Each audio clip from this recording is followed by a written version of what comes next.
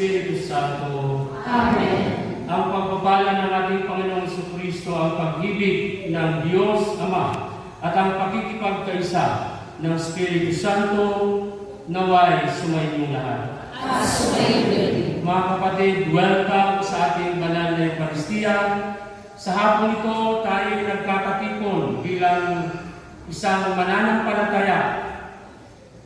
At sa hapon ito, isang napakahalagang yugto ng pagdiriwang ng ating simbahan. Bagamat nasa karaniwang panahon na tayo, ngunit pinagdiriwang natin ngayon ang dakilang kapistahan ng tatlong persona sa isang Diyos, the Holy Trinity. At sa hapon ito, kaya tayo nagkakatipon dahil pinagdiriwang natin, bagamat ang ating Independence Day ay June 12, nandito tayo ipagdiwang ang ika-127 araw ng kasarinlan, araw ng kalayaan. At ang linggo rin ito, simula noong 2017, ang Catholic Bishops' Conference of the Philippines, itinalaga ang araw na ito bilang Basic Ecclesial Community Sunday o BEC. Sa hapon ito, isama natin sa ating panalangin ang intensyon ng bawat isa, ang intensyon ng ating simbahan, lalo ng ating Santo Papa, para sa kapayapaan ng mundo. Nakaraang mga araw ating narinig ang tensyon sa pagitan ng Israel at Iran. Panalangin natin, sana magkaroon ng tunay na kapayapaan. Isama din natin sa ating panalangin ang ating bansa, ang bansang Korea. Lalo na the past days, nagkaroon ng bagong Pangulo. At ganun din sa ating bansa, nagkaroon ng mga bagong halal. Sana ay maglingkod sila ng taos-puso, tunay na maging lingkod ng bawat isa. Isama din natin sa ating panalangin sa banal na misang ito ang intensyon nila Michael, Gabriel at Rafael para sa lahat ng mga Filipino communities na kasama natin ngayon dito sa ating pagdiriwang. Sama natin sa ating panalangin ang mga nag-alala ng pamisa sa atin. Isama din natin sa ating panalangin ang mga may karamdaman, lalo na yung may malubhang karamdaman. Ganun din ang mga yumaman. Mga kapatid, upang tayo maging karapat-dapat na makibahagi sa banal na Eucharistia ito, hilingin natin sa Diyos ang Kanyang awa at patawad, lalo na sa mga pagkakataon na tayo hindi tumugon sa Kanyang paanyaya.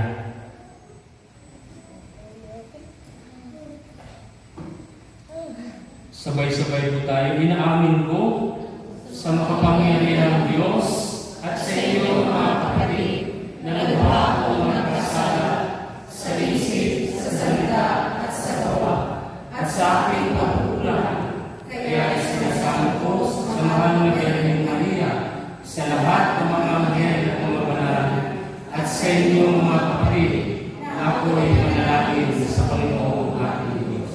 Kawan tayo ng makapangyarihang Diyos, patawarin tayo sa ating mga kasalanan, at patnubayan tayo sa buhay na walang hanggan. Amen. Panginoon, kawahan mo kami. Panginoon, kawahan mo kami. Kristo, kawahan mo kami. Kristo, kawahan mo kami. Panginoon, kawahan mo kami. Panginoon, kawahan mo kami.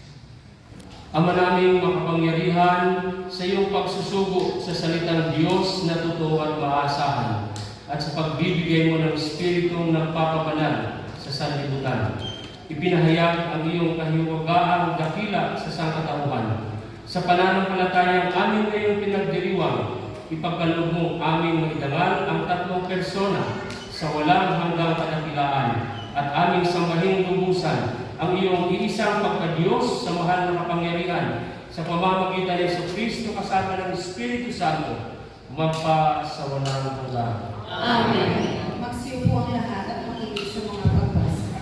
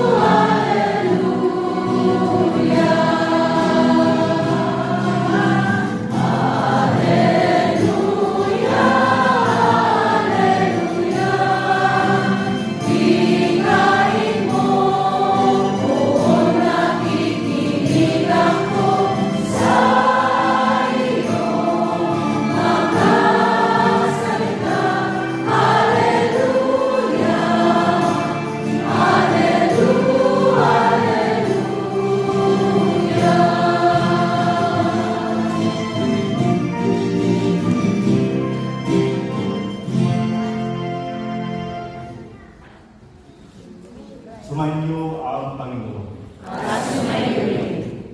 Ang mabuting balita ng Panginoon ay kay San Juan. Pagpapalili sa iyo, Panginoon.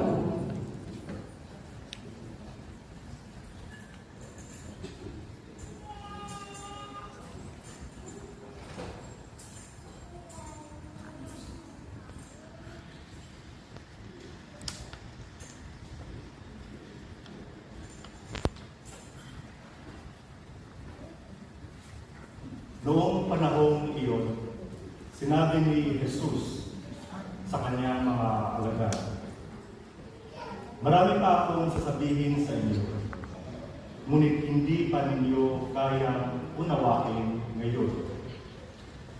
Pagdating ng Espiritu ng katotohanan, tutulungan niya kayo upang maunawaan ninyo ang buong katotohanan. Sapagkat magsasalita siya hindi sa ganang kaniyang sarili. Sasabihin niya sa inyo ang kaniyang narinig at ipapahayag ang mga bagay na darating. Pararangalan niya kayo sapagkat sa akin magmumula ang ipapahayag niya sa inyo. Ang lahat ng sa Ama ay sa akin, kaya ko sinabing sa akin magmumula ang ipapahayag niya sa inyo." Ang mabuting balita ng Panginoon.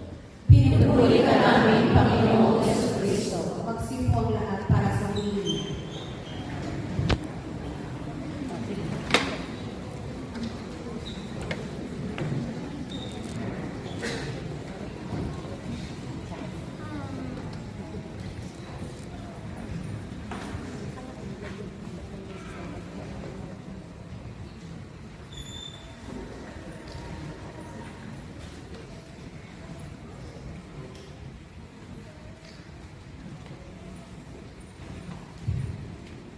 Maligayang ika-127 araw ng kalayaan sa lahat.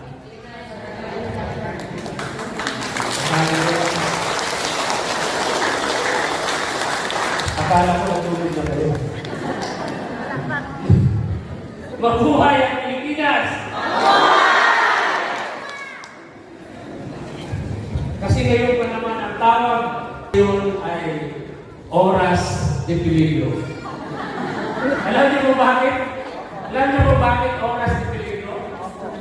Kasi ito yung panahon na antok. Wala lang natutulog yan. May isang kwento. May misa, after ng misa, sabi ng isa nagsimba sa pari, "Father, salamat ha. Alam mo bakit dalawa yung nagawa ko ngayon? Itong mga oras na ito, nakapagsimba na ako, nakatulog pa." Tingnan ko ayaw katabi, makatulog na yan. Kanina, napansin ninyo, tatlo yung mahalagang pinagdiriwang na nabanggit ko. Trinity Sunday, Araw ng Kalayaan, Bible Ecclesial, Basic Ecclesial Community Sunday, may pang-apat. Kaya sa mga tatay, Happy Father's Day. Father's Day. Kaya nga eh. Father's Day, alam niyo, mayroon na po isi-share sa inyo. Nagtaka ako nandito na sa Korea. Kasi galing ako sa Mindoro, sa mga mangyan, sa mga katutubo. Doon naman, hindi nangyari ito eh. Dito sa Korea, mabilis dumami ang puting buhok ko. Bakit kaya? Ha? Stress. Kaya nga, kaya sabi ko, laging, yan, inumpisahan ko sa tanong nila. Brothers and sisters, ang napakalalang pagdiriwang natin ngayon ay dakilang kapisahan ng tatlong persona sa isang Diyos. Bagamat tatlong persona, ngunit isang Diyos. Napakahalaga. Sabi nga kanina ni Cardinal Taki sa kanyang refleksyon, madalas kung marami ang nagsasabi na napakahirap dahil ito ay isang misteryo na hindi nauunawaan ng karaniwang tao. Kaya sabi niya, ang misteryo talaga ay napakahirap unawain. Ngunit, kung iisipin natin at hingin natin ang grasya, ang biyaya ng Diyos, napakagandang pagnilaya natin ang napakagandang misteryo. Sabi niya, sa pagdiriwang na ito, ang banal na Santatlo, the Trinity, transformed love. Sa ating mga pagbasa, sa unang pagbasa ating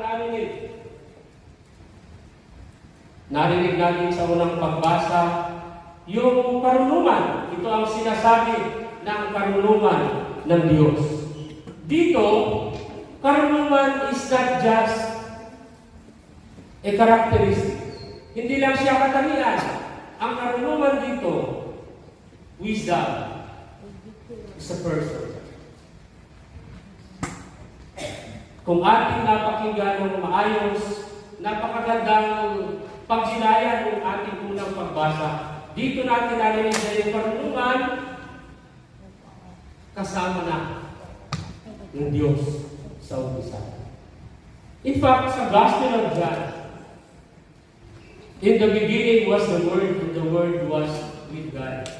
Wisdom, karunungan, ay ang missionary of the Divine Word, Society of the Divine Word. Yung pag nagkaroon kami ng fiesta, every January 15, fiesta ng aming founder at September 8, yung Foundation Day, ang lagi namin binabasa, John 1, chapter 1, verses 1 to 18. Dito natin narinig kung paano ang Diyos, anak, kasama na ng Diyos, Ama, sa umpisa pa lang. Sa ating pangalawang pagbasa, dito natin narinig kung paano yung role ng Espiritu Santo. In fact, napakagandang sinabi yung tungkol sa banal na Espiritu. Sabi nga, hindi tayo nabibigo sa ating pag-asa sapagkat ang pag-ibig ng Diyos ay ibinuo sa ating mga puso sa pamamagitan ng Espiritu Santo na ipinagkaloob sa atin. Last Sunday ay Pentecost. May 7 regalo, gifts of the Holy Spirit. Sa Tronan Mercy Communities, naghanda kami ng mga 7 cards na kukuha kayo pag nag-alay, hindi ko pagbilihin yung card. Sabi ko, walang bayad yan ha, para lang hindi kayo pabalik-balik. Sabi ko, kung ano yung makuha ninyo pag nilayan? Ano? the gifts of the Holy Spirit ay start. Pero sabi ko nga, katangian ulit dito sa ating unang pagbasa, ating narinig that it's the person ng Diyos. Ang misyon ni Jesus at ang pagbaba ng Espiritu Santo, mas naging kumpleto ang doktrina ng Santatlo. Dahil dito, mas naipakita ng Diyos. Isang Diyos, ngunit sa tatlong persona, ang pagiging Diyos. Kung ating matandaan sa Bagong Tipan, laging sinasabi ni Jesus yung tungkol sa pag-ibig, pagpapatawad, kaharian ng Diyos. Na kung saan sa Lumang Tipan, naririnig natin yung an eye for an eye at tooth for a tooth. Kaya nga nakakalungkot na minsan, may mga tao na mas ginagamit yung sa Lumang Tipan, nakakalimutan yung sinabi ni Jesus tungkol sa pagmamahal at pagpapatawad. Ang Espiritu Santo ay nagbibigay sa atin ng lakas, kaya nga ang tawag sa kanya is advocate. Para mas patatagin tayo, parang siya yung nag-aabogado sa atin. Pero patuloy siyang nananahan sa atin sa araw-araw ng ating buhay. Maaaring sa hindi mananampalataya, hindi nila naiintindihan, ngunit tayo bilang mananampalataya, mas naiintindihan natin ang Santatlo na gumagalaw sa buhay ng bawat isa. BEC 2017, itinalaga ng CBCP na maging Basic Ecclesial Community Sunday. Nung binasa ko about BEC, nag-umpisa pa ito na mas lumagana noong panahon ng martial law, lalo pa sa Mindanao. Sige mga taga Mindanao dito, I don't know if you heard yung GKK, di ba? Gagmay Kristohano Katilimban. Sa Tagalog, kasi mas nauna doon eh. Kasi grabe yung mga nangyayari na ang simbahan ay binigyan pansin para patatagin ang mga mananampalataya. Basic Ecclesial Community. Hindi lamang siya pamayanan na nagdiwang at nagdadasal, kundi nagdadamayan. That's why napakahalaga sa atin ngayon ang ating pagbabahagi. At speaking of BEC, Basic Ecclesial Community, sabi ng isang woman theologian na nangalan ni Elizabeth Johnson, Trinity is the perfect community. Yun lang yung perfect community. Tayo, kayong lahat, ilan tayo? 6 na communities ng Sonan Moise, 2 communities ng Daejeon at yung Nunsan. Then, other communities, Changwon, yung Jupuhan, lahat tayo may mga tension na nangyari. Pero sana hindi yung rason na hindi magkakaroon ng pag-ayos at pag-usap. Brothers and sisters, sa mga community, hindi maiwasan ang tension, but Trinity reminds us na ang mga hindi magandang nangyari mas pinag-uusapan. Bagamat walang tension ang Trinity, for us, it's for us, so that we'll show to our brothers and sisters what is true love. As Cardinal Tami said, Trinity transforms love.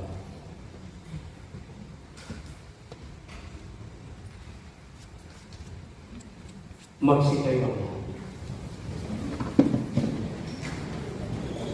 Sabay-sabay natin ipahayag ang ating pananampalataya. Sumasampalataya ako sa Diyos na makapangyarihan sa lahat, na may gawa ang lalaki at lupa. Sumasampalataya ako kay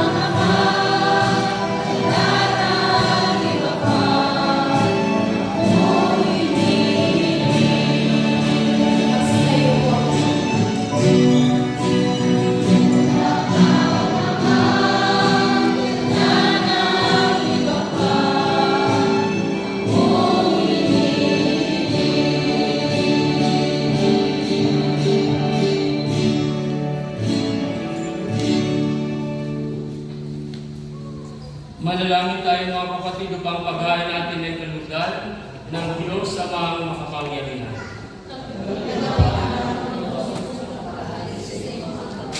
Sa kapurihan niya at karangalan, sa ating kapakinabangan at sa Ama naming lumikha, gawin mong banal ang mga alay na aming inihanda. Ngayong aming sinasamba at sinasambit ang ngalan mong dakila at pakundangan sa mga alay na ngayon nasa dambana. Kami naway maging laging nakalaan sa iyong adhika. Sa pamamagitan ni Kristo kasama ng Espiritu Santo, magpa sa walang hanggan. Amen. Sumainyo ang Panginoon. Itaas sa Diyos ang inyong puso at diwa. Pinasa namin sa Panginoon. Pasalamatan natin ang Panginoong ating Diyos. Marapat siya aming pasalamatan. Ama namin makapangyarihan, tunay ng marapat na ikaw ay aming pasalamatan. Kaisa ng iyong anak at ng Espiritu Santo, ikaw ay isang Diyos na pinapanginoon ng mga tao. Ang iyong anak at Espiritu ay dinaiba sa pagka-Diyos mo. Ano pa, kahit tatlo ay isang Diyos na totoo. Ang kadakilaan mong ipinahihiwatig upang aming panaligan ay siya rin naming sinasampalatayanan tungkol sa iyong anak at Espiritong Banal. Bagamat may tamang pagkira ng bawat isa, isang Diyos pa rin ang aming sinasamba. Sa kapangyarihang taglay ay walang pagkakaiba. Kaya kaysa ng mga anghel na nagsisiawit ng papuri sa iyo, nang walang humpay sa kalangitan, kami nag-ubuni sa iyong kadakilaan.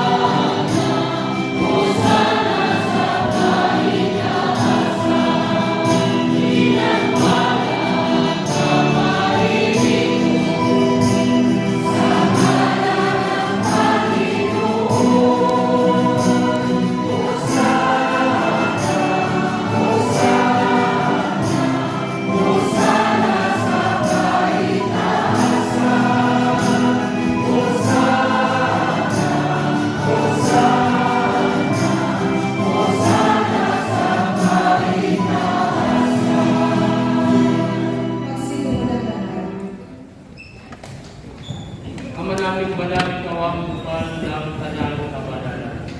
Kaya sa pamamagitan ng iyong Espiritu, gawin mong banal ang kaloob na ito upang para sa amin maging katawan at tubo ng aming Panginoong Jesucristo.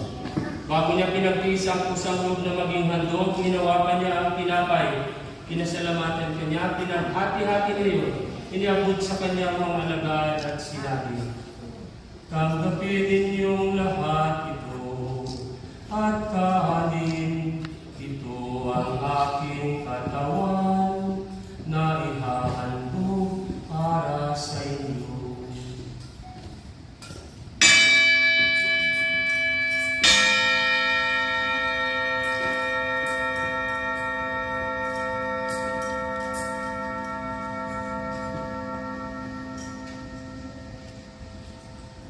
Gayon din naman matapos sa hapunan, hinawakan niya ang kalis. Mulit kanyang pinasalamatan, iniabot niya ang kalis sa kanyang mga alagad at sinabi, "Tanggapin ninyong lahat ito at inumin. Ito ang kalis ng aking dugo, ng bawat walang hanggang tipan. Ang aking dugo na ibubuhos para sa inyo at para sa lahat, sa ikapagpapatawad ng mga kasalanan. Gawin ninyo ito sa pag-alala sa akin."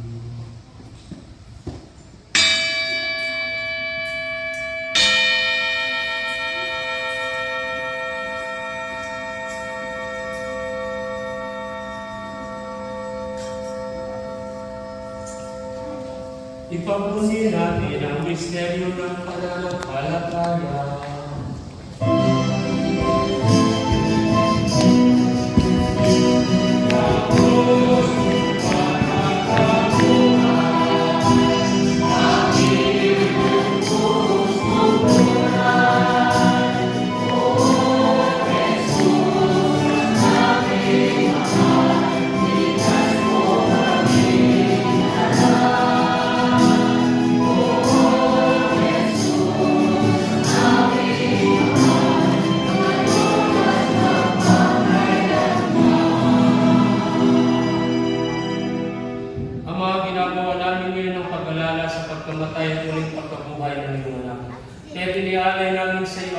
tinapay na nagbibigay buhay at ang katis na nagkakaloon ng kaligtasan.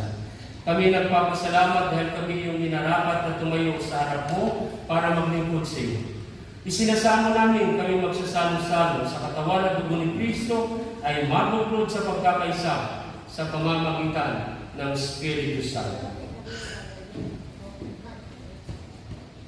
Ama, ingatin mo ang iyong simbahang naganap sa buong daigdig at puspusin mo kami sa pag-ibig kaysa ni Leo, 14 na aming Papa, ni Stefano at Agustin na aming Bispo at ng Tala ang Kapalitan.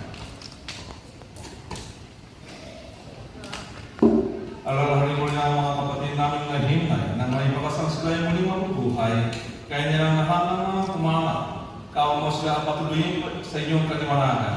Kawa ang pagkinapatin kaming lahat na makasalo sa iyong buhay na walang wakas. Kaysa ng mahal na Birhen Maria na ng Diyos, kaysa ng mga apostol, ang lahat ng mga manay, na namuhay dito sa daigdig ng kalugod-lugos sa iyo, ay pagtiwanglawa namin ang sa pamamagitan ng iyong anak, ang aming Panginoong Hesus Kristo.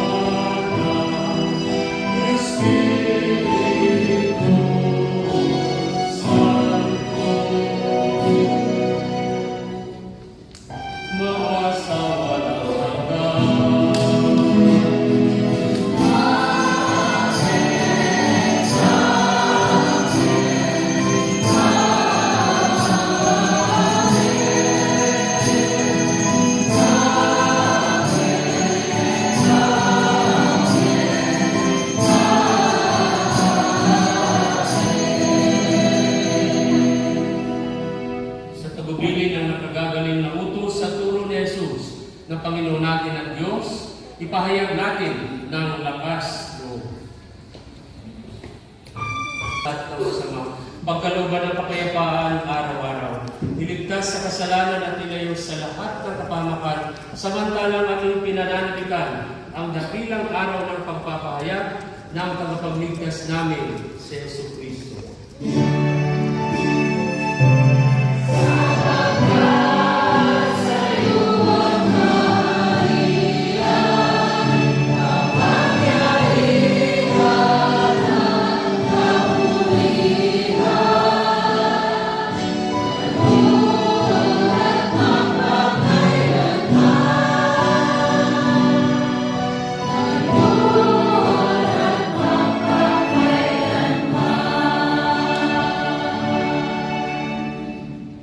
Panginoong Kristo, sinabi mo sa iyong mga apostol, kapayapaan ang iniiwan ko sa inyo, ang aking kapayapaan ang ibinibigay ko sa inyo. Tunghayan mo ang aming pananampalataya at huwag ang aming pagkakasala. Pagkalooban mo kami ng kapayapaan at pagkakaisa, ayon sa iyong kalooban, kasama ng Espiritu Santo, magpa sa walang hanggan. Amen. Ang kapayapaan ng Panginoon ay laging sumainyo. Mga kapatid, sa napakahalagang araw ng ating buhay, pananampalataya. Every Sunday naman is Lord's Day. Nawa ang ating pagbibigayan ng kapayapaan ay puno lagi ng tunay na pag-ibig at pagpapatawad. Kaya magbigayan ng kapayapaan sa isa't isa with a sweet smile. Peace.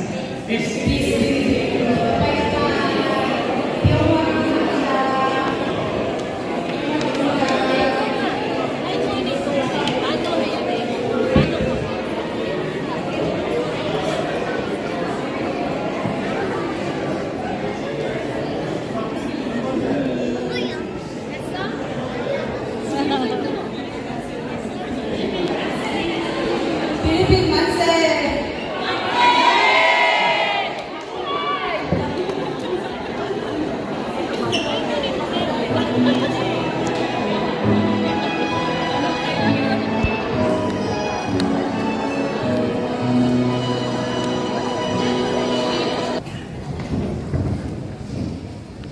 Mga kapatid, ito ang kordero ng Diyos.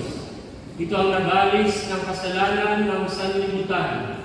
Mapalad ang mga inaanyayahan sa kanyang piging. Panginoon, bigyan mo karapat-dapat ng pagpatuloy sa iyo. Sa isang salitang lamang ay gagawin na ako.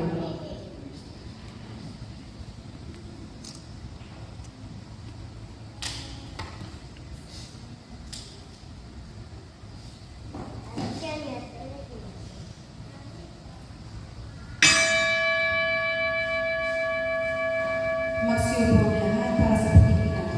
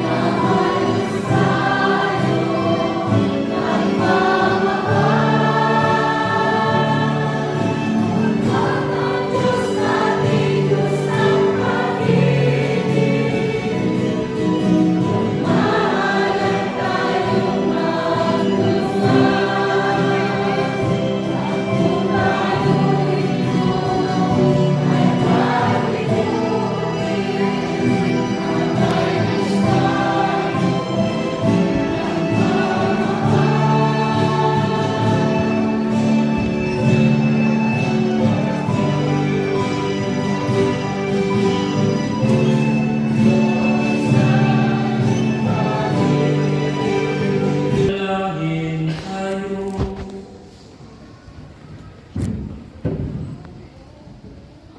Ang naming mapagmahal, mapakinabangan nawa ng aming buong katauhan ang pagtanggap namin sa mga banal na pinagsaluhan at ang aming pagsamba ng may pananampalatayang lubusan sa tatlong persona ng iisang Diyos lamang sa pamamagitan ng Kristo kasama ng Espiritu Santo magpa sa walang hanggan. Amen. Magsupong lahat. Magsiupo po ang lahat. Ngayon ay bilang sasalamat sa lahat ng mga ama. Inaanyayahan pang lahat ng mga ama na tumayo para sa panalangin. Mga ama, Lahat po ng mga tatay, daddy, dada, father, apa, abuji, harapuji, mga apo, sa'yo. okay? Ama naming makapangyarihan, may likha ng langit at lupa, ngayong iyong pinagkaloob sa amin ng iyong bugtong na anak na si Hesus Kristo upang maging aming manunubos. Niloob mo ipagkatiwala siya sa ilalim ng pangangalaga ni San Jose bilang kanyang ama dito sa lupa. Inihiling namin inyong pong basbasan ang lahat ng mga ama at lolong natitipon sa pagdiriwang to ng banal na Eucharistia. Pagkaluban mo po sila ng lakas buhat sa iyong banal na Espiritu upang kanilang mahalin ng may katapatan at pagmamahal ang kanilang asawa, upang kanilang maitaguyod ng may pagtityaga ang kanilang mga pamilya, at upang sila ay maging uwara ng mabuting pamumuhay bilang mga Kristiyano. Amin din inaalala ang lahat ng mga amang naghahanap buhay sa labas ng bansa upang kanilang matustusan ang mga pang-araw-araw na pangangailangan ng kanilang pamilya, lalo na yung mga ama na dito sa bansang South Korea. Manatili nawa silang tapat sa iyong mga kautusan. Manatili nawa silang tapat sa kanilang mga santuang pananagutan sa sakramento ng kasal, at yadyamu po sila sa anumang uri ng sakuna at karamdaman sa pangangatawan. Ito'y aming hinihiling sa pamamagitan ng Kristo kasama ng Espiritu Santo magpasawalang hanggan. Amen.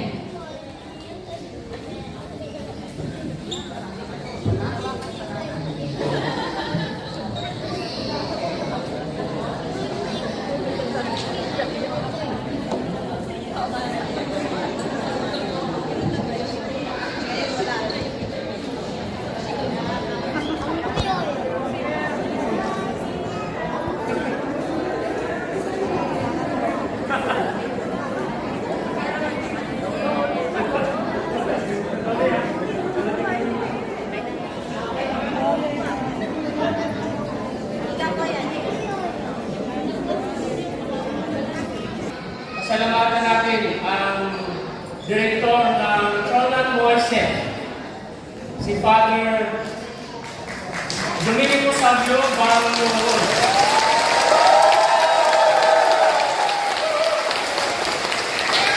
Ang kanyang katabi, ang in charge ng English community ng Chonan Moise. Kasama na tayo mga Pilipino, mga Estimoris, doon ay sinama ko ng mga nagsisimba sa English Mass.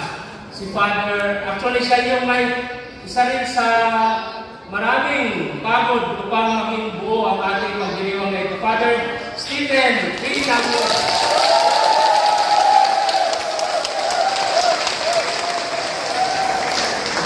Ang aking kasamang Pilipinong pare na nandito sa ating banal na Eucharistia, siya rin ay nagmimisa sa Chonan Moise communities, particularly ngayon sa Chonan. A Columban missionary, Father Jason.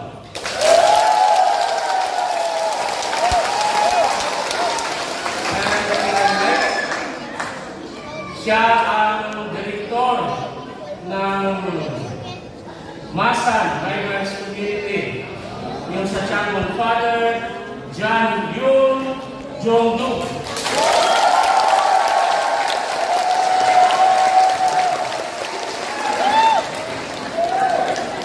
Si Father John ay katulad ko rin na naglingkod sa mga katutubo sa Pilipinas. Kaya marunong siya magtagalog kasi matagal siya sa Bataan.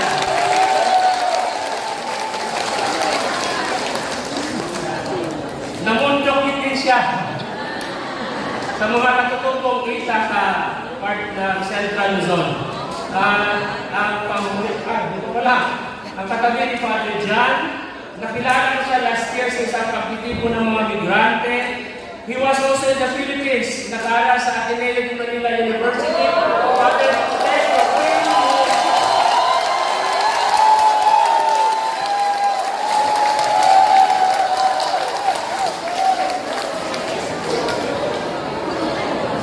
at ang panghuli, sa mga taga-Chonan, sa Moise communities, kilala niya siya, si Father Damiano Iso G.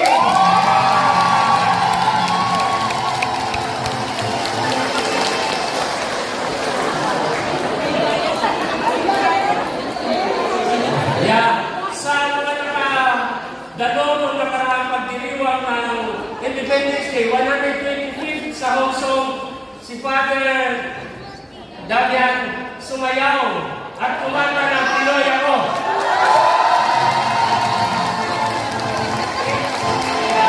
Maraming kasi ang medyo ako na. Okay? Magsuntiyo na.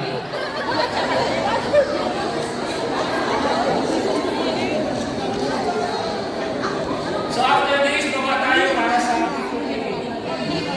sa labas. Okay. Sumayin niyo ang Panginoon. My brother Prince Jeremy. At pagpalain kayo ng makapangyarihang Diyos, ang Ama, at Anak at Espiritu Santo. Amen. Tapos na ating pagdiriwang, kumain kayong taglay ang kapayapaan ng Kristo. Salamat sa Diyos.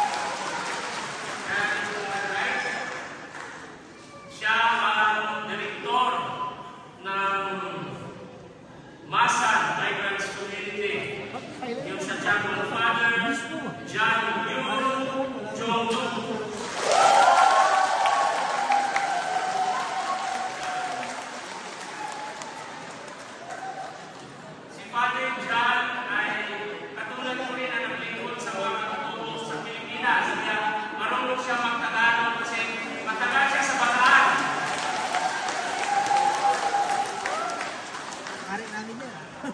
Namundong din siya. Sa mga katutubo kita sa part ng Central Luzon. Ang katabi ni Father John, nakilala ko siya last year sa isang pagtitipo ng mga migrante. He was also in the Philippines, nakala sa Ateneo Manila University. Father Pedro Kiko.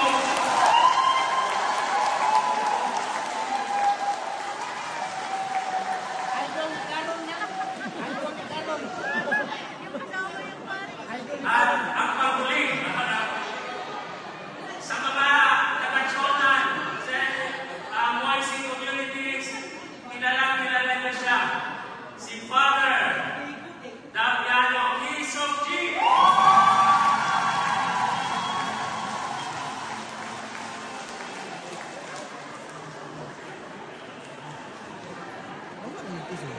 Yan, sa mga nakadalong